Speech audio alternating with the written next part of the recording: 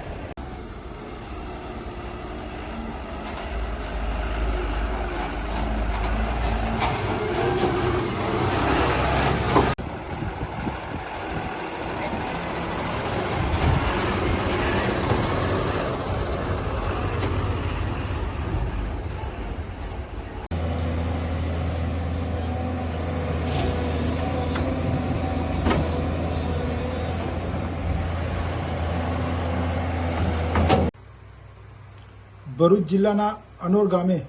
મહિલા સરપંચના પતિની આગેવાનીમાં કોન્ટ્રાક્ટર દ્વારા પરવાનગીના નિયમોનું ઉલ્લંઘન કરી અને 40 દિવસમાં કાસ ખોદવાની પરવાનગી હોય છતાંય 40 દિવસ ઉપરાંતના દિવસોમાં માટી ખોદવાનું કામ ચાલુ હોય અને ગામના તલાટીકમ મંત્રીએ લેખિતમાં લાગતા વળગતા તંત્રને જાણ કરી હોય છતાં રોકટોક વગર માટી ચોરીનું કૌભાંડ ચાલે છે અને ગામના જાગૃત નાગરિક લોકોએ અને પત્રકારો વિડીયોગ્રાફી કરતા ખોટા આક્ષેપને ધમકાવવાની, અટકાવવાની અને નાકામ કોશિશ કરીને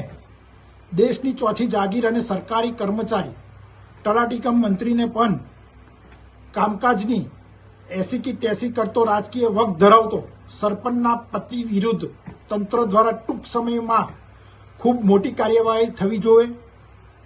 માટી ચોરોને એમ